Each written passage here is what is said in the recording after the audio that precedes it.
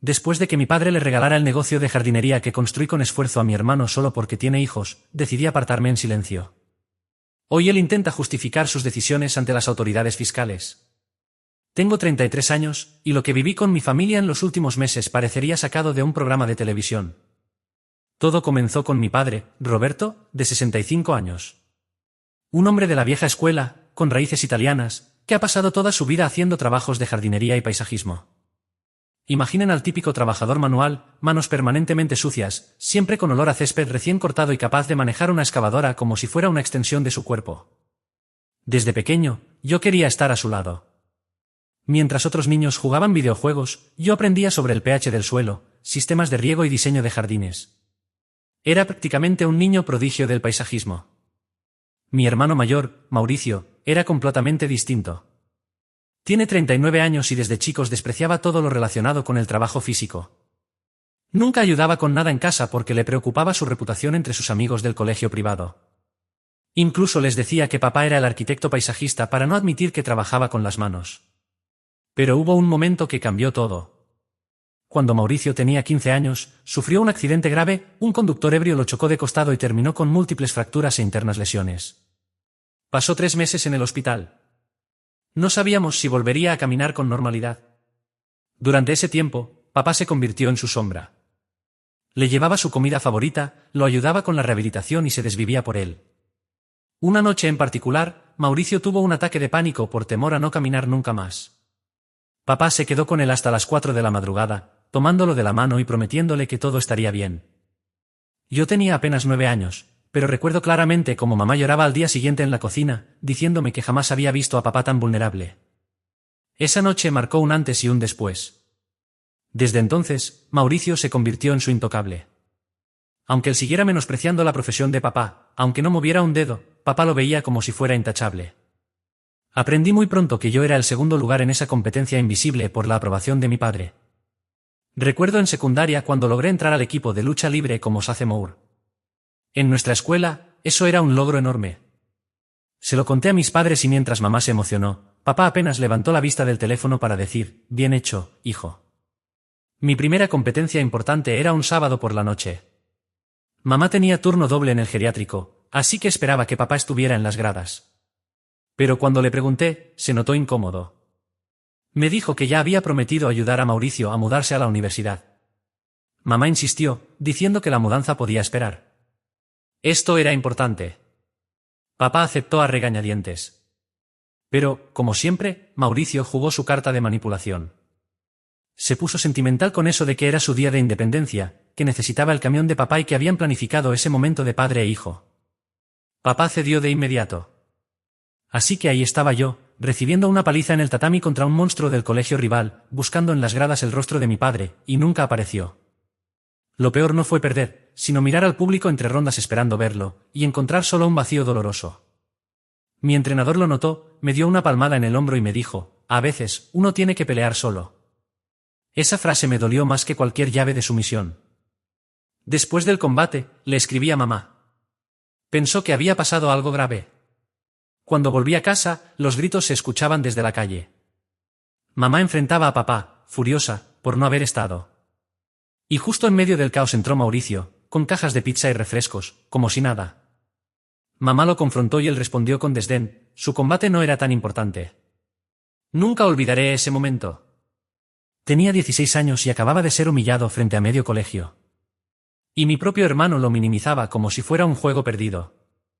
Papá no solo no me defendió, sino que justificó a Mauricio, es solo una competencia de secundaria, ya vendrán otras. Él está pasando por una etapa crucial. Sentí como si me clavaran una estaca en el estómago. Sonreí, dije que lo entendía y subí a mi habitación. Golpeé la pared con tanta rabia que le hice un agujero. Más tarde, mamá me encontró con hielo en los nudillos. Me abrazó sin decir una palabra. A veces, no hace falta hablar para entender lo roto que está todo. Ese patrón se repitió por años. Papá fingía equilibrar la balanza después de que mamá lo regañaba, pero al final siempre regresaba al equipo Mauricio. Después del bachillerato, yo estudié en un instituto técnico especializado en horticultura y diseño paisajístico. Mauricio, en cambio, se fue a una prestigiosa universidad.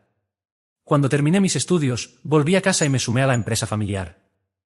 Tenía 23 años, una visión clara y mucha energía para transformar ese pequeño negocio en algo grande.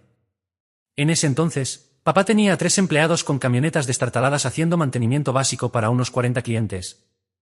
Yo impulsé los cambios, obtuvimos certificaciones para riego comercial, empezamos a competir por contratos municipales, contacté a desarrolladoras de residencias de lujo y empresas de administración de propiedades. Aquí es donde entran 2 personas clave. Primero, Héctor Medina, un capataz gigantesco de 1,95 metros que trabajaba con papá desde que yo estaba en secundaria. Héctor era un maestro en sistemas de riego y un experto con la maquinaria pesada. Además, tenía un talento especial para poner en su lugar a cualquier cliente o contratista que intentara pasarse de listo. Se convirtió en una figura paterna para mí, enseñándome más que nadie. Luego conocí a Tomás Rivas, un ingeniero brillante que dejó su trabajo corporativo para dedicarse al diseño de exteriores. Lo conocí en una obra y terminé convenciéndolo de sumarse al equipo. Su estilo era digno de revistas. Gracias a su creatividad y a nuestras estrategias, en menos de 2 años quintuplicamos la base de clientes y comenzamos a cerrar contratos que mi padre jamás habría imaginado siquiera proponer. Uno de nuestros primeros grandes logros fue una renovación completa de $180,000 en el Parque Empresarial Meridian. Papá no daba crédito a lo que estábamos consiguiendo. Pude haber estado loco al ofrecer una cifra tan elevada, pero tenía plena confianza en la calidad de nuestro trabajo. Terminamos ese proyecto 2 semanas antes de lo previsto y con un ahorro de $15,000 respecto al presupuesto. El administrador del edificio lo calificó como la operación más profesional con la que había trabajado. Ese contrato nos abrió las puertas a 5 propiedades más dentro de su cartera. Durante los siguientes 10 años, me volqué por completo en transformar lo que comenzó como el pequeño negocio de jardinería de mi padre en una verdadera empresa de paisajismo. Pasamos de generar ingresos anuales de $120,000 a alcanzar casi 1,8 millones el año pasado. Actualmente empleamos a 35 personas, contamos con una flota de 18 vehículos y mantenemos contratos con más de la mitad de los parques empresariales del condado. Nuestra división residencial se dedica a renovaciones exteriores de alto nivel, con presupuestos que superan el valor de muchos automóviles. Mi padre, Roberto, seguía disfrutando los trabajos más pequeños con clientes particulares, pero todo lo demás recaía sobre mis hombros: licitaciones comerciales, supervisión de equipos, permisos, inspecciones, marketing, finanzas, mantenimiento de maquinaria. Llegué a trabajar 70 horas por semana, divididas entre las obras y la oficina. Esta empresa se convirtió en el eje de mi vida, mi proyecto futuro. Con el tiempo, noté cómo otros contratistas empezaron a tratarnos de forma distinta. En eventos del gremio, quienes antes ignoraban a mi padre ahora se nos acercaban para preguntar cuál era nuestro secreto. Nuestro equipo funcionaba mejor, nuestras cuadrillas eran puntuales, y nuestra tasa de retención de clientes superaba el 90%. Había implementado procedimientos para todo: mantenimiento, control de calidad, seguimiento al cliente. Cosas que a mí me parecían lógicas, pero que al parecer no eran comunes en el rubro. Lo que no sabía entonces era que Mauricio estaba jugando otro partido. Cada cierto tiempo, venía a la oficina durante sus visitas a casa. Siempre se mostraba admirado por lo que yo había conseguido. Delante de papá, decía cosas como: «Lucas, esto es increíble. Has convertido esto en algo impresionante. Papá tiene suerte de contar con alguien tan comprometido». Pero lo que descubrí después fue que, tras esos halagos, se llevaba a papá aparte para tener conversaciones privadas. Fue mamá quien me contó que una vez, durante una reunión familiar, lo escuchó decir algo como: «Lucas hace un gran trabajo. Pero, siendo honesto, me preocupa que no tenga madera de líder. Es muy bueno ejecutando, pero dirigir una empresa requiere estrategia, no solo habilidad técnica. Cuando te retires, necesitarás a alguien con verdadera experiencia gerencial». Mauricio jugaba a 2 bandas, me alimentaba el ego mientras por detrás minaba mi credibilidad. Encima, se llenaba la boca con palabras de moda como sinergia y de optimización, sin tener idea de lo que significaban en un contexto real de paisajismo. Para él, coordinar hojas de cálculo era igual a liderar equipos que trabajaban bajo el sol con maquinaria pesada. No entendía que gran parte de nuestro éxito venía de años de cumplir compromisos, resolver problemas antes de que escalaran y construir relaciones de confianza. Héctor Medina siempre fue un gran respaldo para mí. Repetía constantemente que yo era el cerebro del negocio. Roberto creó un servicio de jardinería, decía, pero Lucas lo convirtió en un imperio. Tomás Rivas, nuestro diseñador de paisajes, hacía maravillas con los planos, pero nunca dejaba de destacar que todo era posible gracias a mí. Sin embargo, construir algo grandioso atrae inevitablemente a quienes quieren arrebatártelo. Todo empezó a venirse abajo el año pasado, cuando papá solicitó el divorcio. Ya discutía más seguido con mamá, especialmente por temas de dinero y su nueva obsesión por disfrutar la vida mientras aún se puede. La separación no fue sorpresiva para mí, aunque sí lamentable. Lo que no imaginé fue la rapidez con la que papá se lanzó al mundo de las citas, comportándose como un adolescente en plena crisis. A sus 65 años comenzó a salir con mujeres mucho más jóvenes, creyéndose una especie de galán exitoso en el negocio del paisajismo. Cada nueva pareja era más evidente en sus intenciones, buscaban su dinero, no una relación real. El cambio fue tan drástico como ridículo. Compró ropa de diseñador, se blanqueó los dientes y hasta se compró un Corvette. Héctor bromeaba con eso mientras cargábamos equipo. Tu viejo no está en crisis de mediana edad, está en crisis de fin de vida. Incluso Tomás notó que llegaba a las obras vestido como modelo de catálogo, hablando de cambiar su estilo de vida. Lo que más me enfurecía era verlo tirar por la borda 35 años de matrimonio por una fantasía. Mamá había estado ahí desde el principio, cuando él no era más que un hombre con una camioneta y una podadora. Llevaba la contabilidad, atendía llamadas, ayudaba con la nómina en meses difíciles. Y ahora que la empresa prosperaba, él la dejaba atrás como si hubiera sido un obstáculo. 5 meses atrás, papá nos citó a Mauricio y a mí para una reunión familiar importante.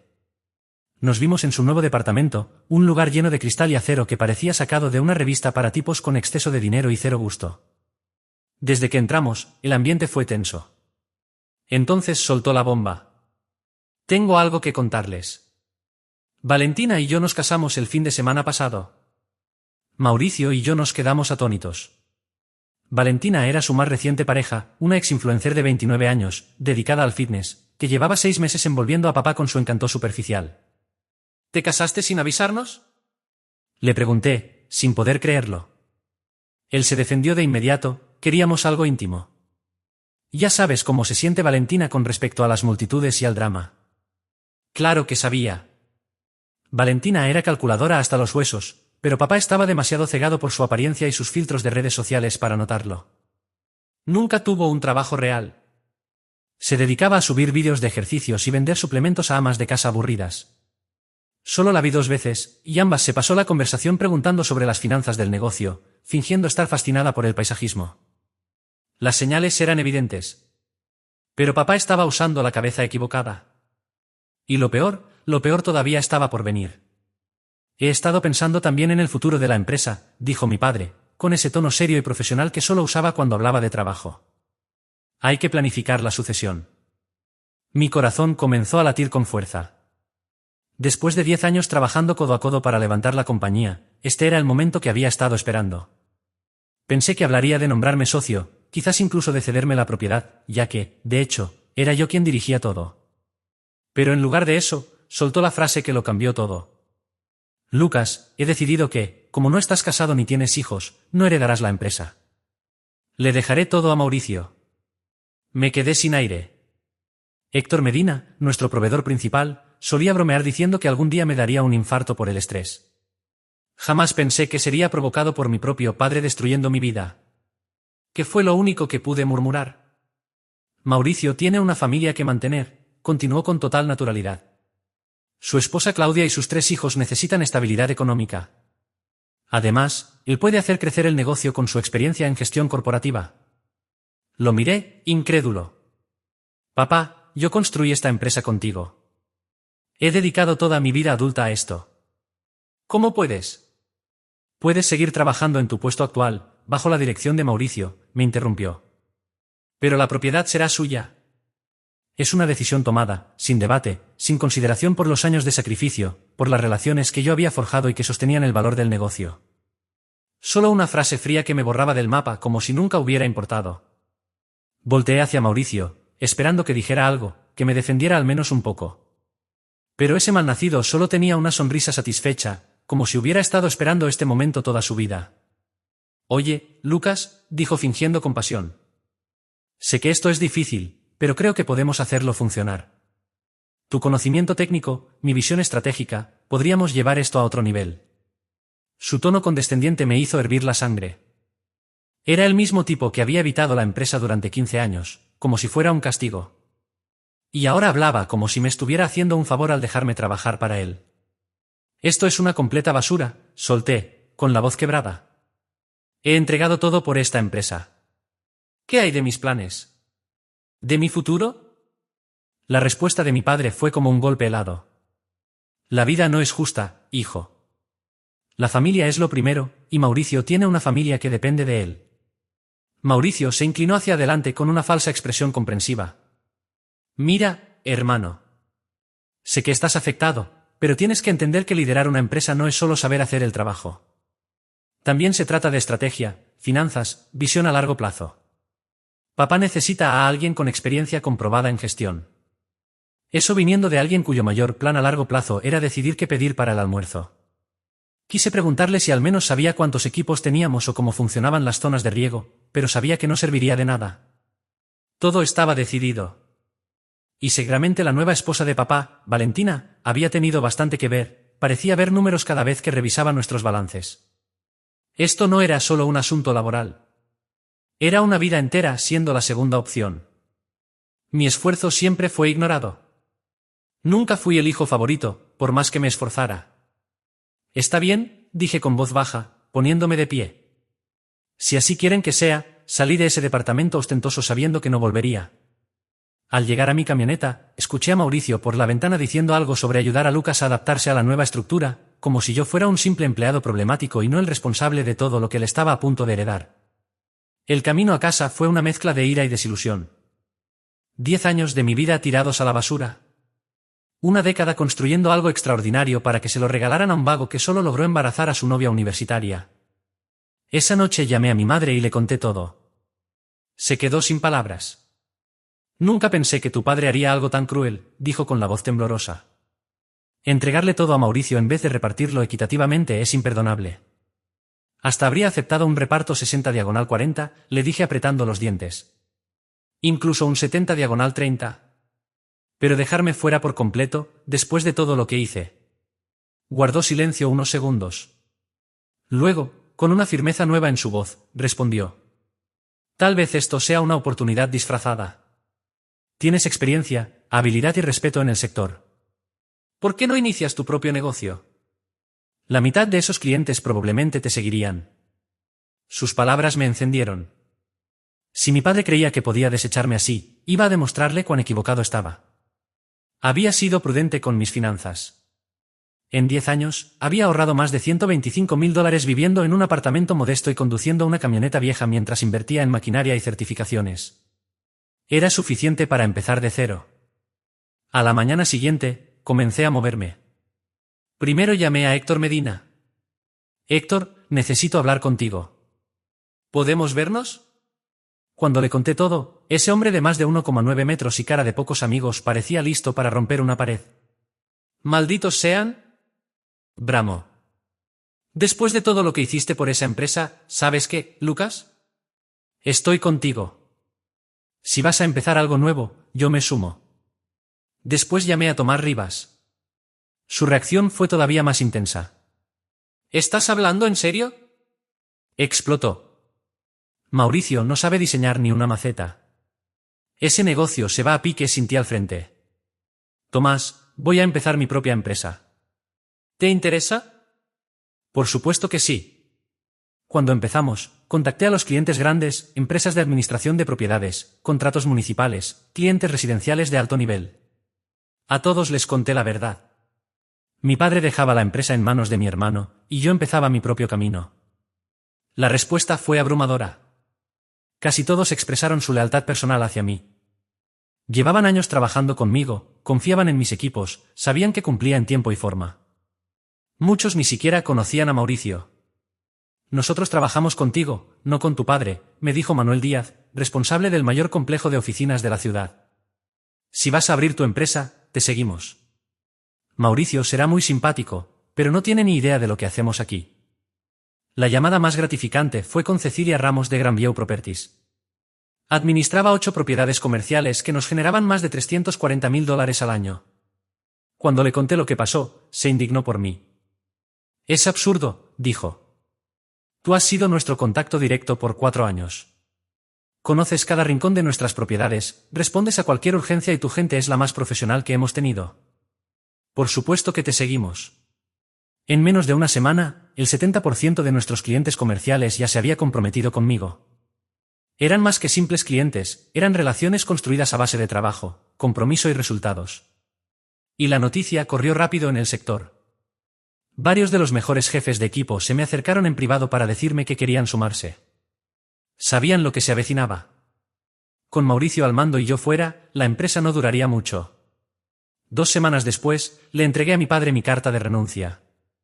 La conversación telefónica fue una explosión. «No puedes simplemente abandonar el negocio ahora», gritó mi padre, Roberto, con evidente desesperación. «Tenemos contratos por cumplir, pagos de maquinaria, sueldos». «Estoy respetando el aviso de 2 semanas», le respondí con calma. «Eso es mucho más de lo que tú me diste cuando decidiste entregarle todo lo que construye a alguien que no sabe ni encender una máquina ni liderar a un equipo. Esto es sabotaje». Intervino Mauricio desde el fondo de la llamada. Al parecer, estaban haciendo equipo para enfrentarme. «Esto es lo que se llama capitalismo», dije sin alterarme. «Buena suerte explicando cómo funcionan los sistemas de riego». Escuchar el tono de urgencia en sus voces me provocó una mezcla de satisfacción y tristeza. Aún sentía algo por mi padre, pero él tomó su decisión, y ahora le tocaba asumir las consecuencias. Ese mismo día, Héctor Medina presentó su renuncia. Lo mismo hizo Tomás Rivas. También se fueron 4 de los jefes de cuadrilla más experimentados, además de otros 8 empleados. La salida fue rápida y fulminante. Fundé mi propia empresa y la llamé Medina Soluciones de Paisajismo en honor a Héctor, quien realmente merecía el reconocimiento. Fue una de las decisiones más difíciles pero también más gratificantes que he tomado. Encontramos un excelente local en un complejo industrial más amplio que el anterior, mejor ubicado y con suficiente espacio para el equipo necesario. Héctor me ayudó a negociar la compra de maquinaria usada con conocidos del rubro. Tomás se encargó del diseño de la oficina y armó un portafolio que superaba por mucho la imagen que tenía la empresa de mi padre. Los clientes que prometieron seguirnos cumplieron su palabra. En menos de un mes ya teníamos contratos firmados que nos aseguraban trabajo durante medio año. Mi teléfono no dejaba de sonar con nuevas solicitudes. Por otro lado, me enteré por terceros de que la empresa de mi padre estaba derrumbándose. Mauricio había regresado de su cómodo hogar en los suburbios esperando encontrar una operación en piloto automático, pero se topó con una realidad muy diferente. No entendía nada de mantenimiento de equipos, gestión de personal ni mucho menos de la dinámica que se requiere para mantener satisfechos a los clientes comerciales. Un día, Alberto Paredes, uno de nuestros proveedores de confianza, me contó entre risas que Mauricio lo había llamado desesperado porque 2 cortadoras se habían averiado la misma semana. Ni siquiera sabía que los equipos requerían mantenimiento regular más allá de cargar combustible. Me pidió que le prestara una cuadrilla hasta que contratara personal nuevo, me dijo Alberto riendo. Le expliqué que los proveedores vendemos máquinas, no empleados. Parecía sinceramente confundido. Lo que no imaginé fue hasta dónde llegaría Mauricio para mejorar la empresa. Aproximadamente 2 meses después de mi salida, recibí una llamada de Paula Herrera, antigua encargada administrativa que había permanecido allí por lealtad hacia mi padre. «Lucas, necesito hablar contigo sobre lo que está pasando en la oficina. ¿Podemos vernos en persona? No me siento cómoda hablando de esto por teléfono». Nos encontramos al día siguiente en una cafetería del centro. Paula parecía agotada. Había trabajado como administradora por 6 años, manejando facturación, pagos y comunicaciones con clientes. Conocía el negocio al detalle. «Mauricio está haciendo cosas que no me parecen correctas», me dijo en voz baja, mirando alrededor con cautela. «Está inflando los presupuestos de manera descarada, alegando que son por servicios ejecutivos o cargos de supervisión estratégica». «¿Cuánto está agregando?», pregunté con inquietud. Le sumó un 30% al contrato del complejo de oficinas Patterson. Esos son $15,000 adicionales sobre un contrato de $50,000. Cuando le pregunté, me dijo que era una práctica común de dirección ejecutiva. Sacó una carpeta de su bolso. «Y no es todo. Está emitiendo facturas por servicios de consultoría a nombre de una empresa llamada Strategic Landscape Solutions LLC. La busqué y está registrada en su propia casa. Se paga $2,500 mensuales a sí mismo como consultor externo». Eso ya era alarmante, pero aún había más. También ha usado la tarjeta de la empresa para gastos personales, cenas lujosas, matrícula de sus hijos en una escuela privada e incluso unas vacaciones familiares a Disney. Cuando lo cuestioné, dijo que eran gastos de representación y planificación estratégica. «¿Y por qué me cuentas esto, Paula?». «Porque me importa tu padre y esto va a arruinar todo lo que él construyó. Mauricio no sabe que guardé copias de todo. Tengo facturas, estados de cuenta, transferencias bancarias. No puedo seguir en ese lugar sabiendo lo que pasa, pero creí que debía saberlo. Me entregó la carpeta. Conduje a casa sintiendo que cada hoja de ese archivo ardía en el asiento del acompañante. Una parte de mí quería ir directo a la oficina de mi padre y enfrentarlo, pero recordé una enseñanza clave de Héctor. Si vas a derribar a alguien, asegúrate de que no pueda levantarse. Esa noche extendí toda la documentación en la mesa de la cocina. Era contundente, Mauricio llevaba meses saqueando la empresa. Más de $95,000 en sobreprecios injustificados. $42,500 en pagos ficticios a su falsa consultora. $31,000 en gastos personales. Hasta se había registrado horas extra como gestión administrativa. El lunes siguiente, llamé a mi abogado, Gustavo Ortega. Él me había asesorado al montar mi empresa y tenía 2 décadas de experiencia en derecho comercial. Lucas, esto es fraude, dijo después de revisar los documentos. Inflar facturas, autocontratarse, usar fondos empresariales para fines personales. Mauricio podría enfrentar cargos penales y demandas civiles. ¿Qué recomiendas? Documentarlo todo, no lo confrontes. Déjame trazar la estrategia legal. Recomiendo presentar una denuncia ante la Fiscalía y notificar a Hacienda sobre los ingresos no declarados. En las semanas posteriores, seguir recibiendo más evidencia. Francisco Ortega, proveedor de maquinaria, me contó en una reunión que Mauricio le exigía sobornos en efectivo a cambio de mantenerlo como proveedor preferente. Un 10% en cada factura. Solo el mes pasado, eso fueron $3,000. Necesito el trabajo, pero me está arruinando. Me siento sucio. Francisco llevaba 8 años proveyéndonos equipos. Era de los más honestos que conocí. Incluso guardaba recibos de los pagos y había grabado una llamada en la que Mauricio lo amenazaba con cancelar los contratos si no seguía pagando. Pero lo más grave llegó desde Natalia Choi, una gerente de cuentas de Westfield Properties, uno de los clientes más grandes que había permanecido con la empresa de mi padre. Necesitamos hablar sobre los cobros recientes, me dijo cuando me llamó a la oficina. Llevábamos semanas recibiendo facturas que no coincidían con el trabajo contratado. Acordé reunirme con Natalia, sospechando que esto podía ser la pieza clave que necesitábamos. Me mostró documentos recientes mientras explicaba, el contrato era solo por mantenimiento básico en los parques empresariales, pero ahora nos están cobrando por inspecciones ejecutivas, análisis estratégicos de vegetación y servicios de aseguramiento de calidad de nivel premium. Según relató, Mauricio había dicho a su encargado de instalaciones que esos cargos eran estándares en la industria. Pero las cifras eran un 40% más altas que lo que mi padre cobraba anteriormente por el mismo servicio. Era evidente que Mauricio estaba inventando cargos inexistentes, confiando en que los clientes no se dieran cuenta. ¿Estabas conforme con el trabajo recibido con estos nuevos costos? Ella soltó una risa amarga. Ha sido pésimo. Algunos equipos ni siquiera se presentan a tiempo, las máquinas se averían constantemente y da la impresión de que nadie tiene idea de lo que está haciendo. Estamos pagando precios premium por un servicio mediocre. ¿Estarías dispuesta a presentar una queja formal si fuera necesario? Por supuesto. De hecho, estamos considerando cancelar los contratos. Solo no lo hemos hecho aún por respeto a tu padre. Mientras tanto, mi empresa iba en ascenso. Ya teníamos 28 empleados, una lista de espera de 6 meses y nuevas recomendaciones llegaban más rápido de lo que podíamos atenderlas. Los diseños de DY salían en revistas especializadas y habíamos conseguido 3 contratos municipales importantes. Comparado con lo que pasaba en el negocio de mi padre, era como ver 2 mundos distintos. Por el barrio corría el rumor de que estaban perdiendo clientes, los trabajadores renunciaban y los equipos se deterioraban porque Mauricio no sabía ni cómo mantenerlos. Lo que Mauricio ignoraba era que su caída estaba cerca. En noviembre, Gustavo Ortega, nuestro abogado, presentó una denuncia formal ante la Fiscalía del Distrito. Los documentos estaban tan detallados y organizados que abrieron la investigación de inmediato. 2 semanas después, la oficina del IRS recibió una denuncia anónima por ingresos no declarados y gastos empresariales falsos. A veces el karma actúa con precisión quirúrgica. El golpe final llegó en diciembre cuando Paula Herrera, la oficinista, me llamó. Lucas, acabo de presentar mi renuncia con 2 semanas de antelación, me dijo. Pero quería contarte algo. Me explicó que Mauricio le había pedido que borrara todos los registros financieros anteriores a julio, cuando él asumió la dirección. Argumentó que eran archivos viejos y que ya no tenían relevancia. ¿Lo hiciste? Pregunté. Claro que no.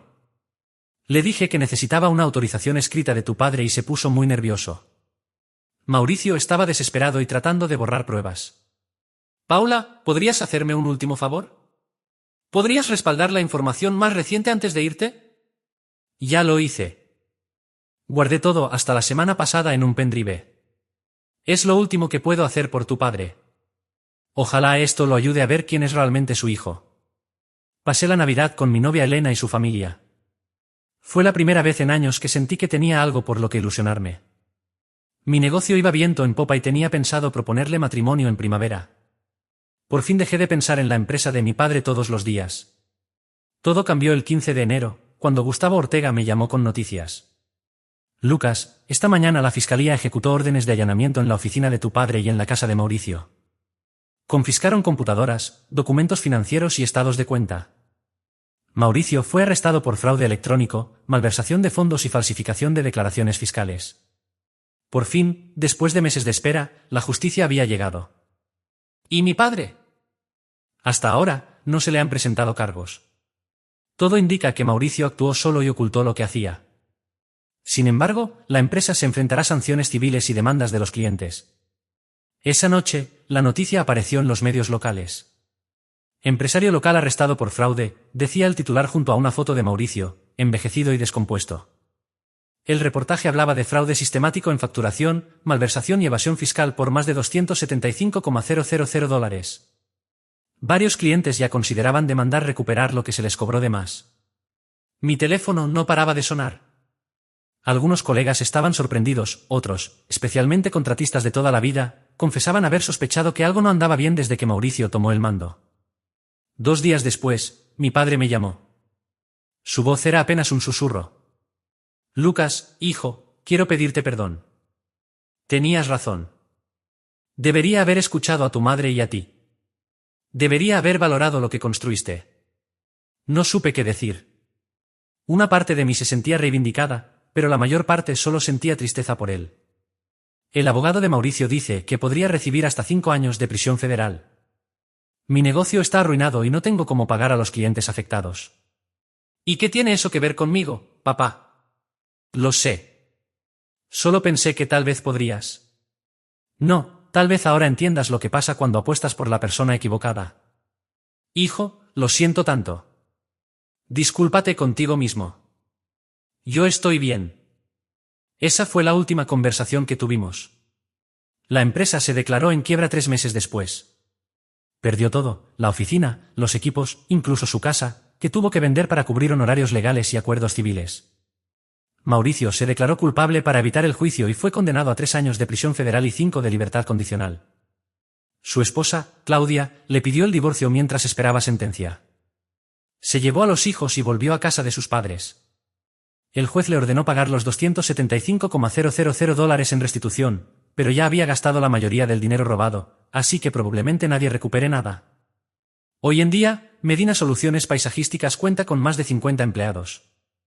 Hemos diversificado nuestros servicios y operamos en 3 condados. Incorporamos servicios de mantenimiento invernal y recientemente obtuvimos un contrato con una importante cadena hotelera. Nuestros ingresos anuales superan los $2.8 millones y seguimos creciendo con paso firme. En marzo le propuse matrimonio a Elena y aceptó con una sonrisa que aún guardo en mi memoria como uno de los momentos más importantes de mi vida. Ya tenemos fecha para la boda, aunque aún no hablamos seriamente de hijos, ambos soñamos con un futuro donde la estabilidad y la confianza sean lo esencial.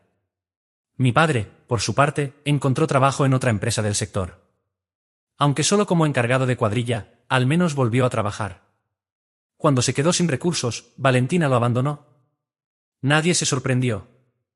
Algunos pensarían que encontraría algo de redención, pero la verdad es que nunca volvió a ser el mismo.